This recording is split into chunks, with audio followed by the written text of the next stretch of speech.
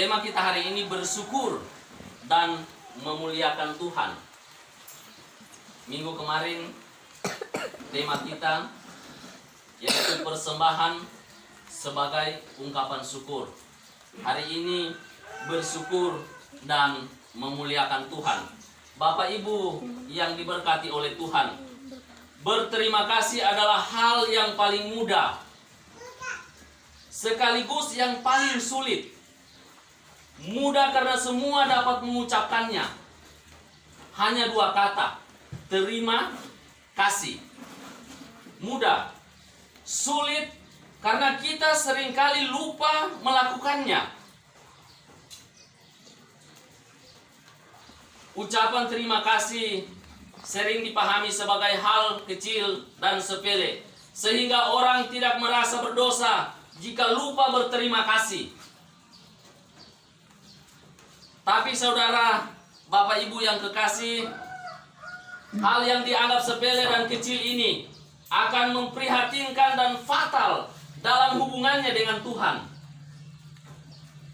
Kita pun sering lupa berterima kasih dan mengucap syukur kepada Tuhan atas segala kebaikannya.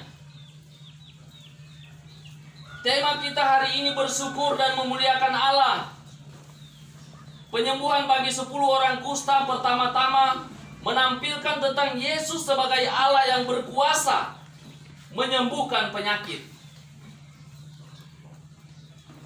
Tetapi juga menampilkan pesan tentang hal bersyukur dan memuliakan Allah. Penyakit kusta dianggap sebagai aib dan kutuk. Orang yang sakit kusta dikucilkan. Itulah sebabnya 10 orang yang sakit kusta datang kepada Yesus dan berdiri agak jauh dan berteriak minta tolong. Mereka tidak mengharapkan hal yang muluk-muluk. Mereka hanya mengharapkan belas kasihan.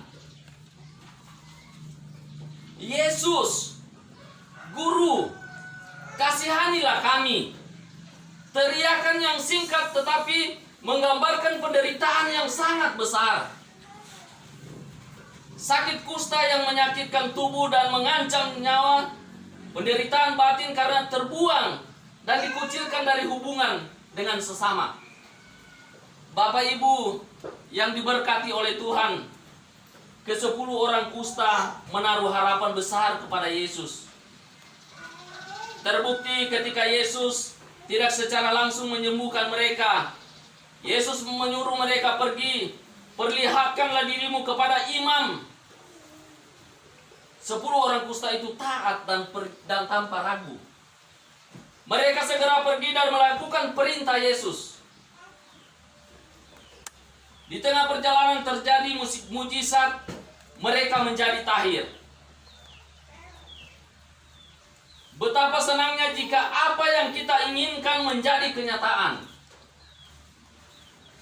Tahir dari sakit kusta bukan hanya sekedar sembuh, tetapi juga pulih dalam hubungan dengan sesama. 9 orang kusta yang lain pergi berjumpa dengan keluarga dan orang-orang yang sebelumnya mengucilkan mereka. Kesembuhan diberi, tetapi mereka lupa sumber kesembuhan itu. Mereka tidak kembali untuk berterima kasih kepada Yesus. Kesembuhan tidak menyentuh hati mereka. Mereka menerima anugerah Allah tetapi tidak merespon dengan ucapan syukur. Hanya seorang dari mereka, yaitu orang Samaria. Orang Samaria tahu diri. Ia mengingat Yesus. Ia bukan hanya mematuhi perintah Yesus untuk menemui imam, tetapi juga kembali pada Yesus setelah sembuh. Ia tersungkur menyembah Yesus. Ia mengucap syukur.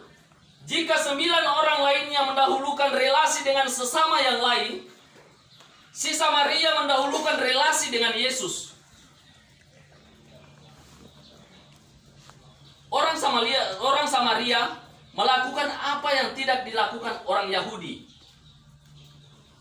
yaitu bersyukur dan memuliakan Allah. Karena itu orang Samaria bukan hanya memperoleh kesembuhan, tetapi ia juga mendapatkan bonus luar biasa, yaitu berkat keselamatan. Imanmu telah menyelamatkan engkau. Orang Samaria menjadi teladan dalam hal iman. Beriman bukan saja taat melakukan perintah Allah, tetapi juga bersyukur dan memuliakan Allah. Pertanyaan Yesus, di manakah yang 9 orang itu? Di manakah yang 9 orang itu? Itu juga menjadi pertanyaan yang menegur kita. Kita menerima kasih, keselamatan, dan berkat-berkat yang tak terbilang banyaknya. Kita yang mengalami pertolongan dan perlindungan Tuhan, tapi kita lupa mengucap syukur. Tuhan memberi berkat, tapi kita lupa pada sang sumber berkat. Banyak hal bisa kita lupakan dalam hidup kita, tetapi jangan pernah melupakan Tuhan. Jangan lupa bersyukur dan memuliakan Allah. Bersyukur dan memuliakan Allah adalah wujud iman kita kepada Allah. Terpujilah Tuhan kita Yesus Kristus.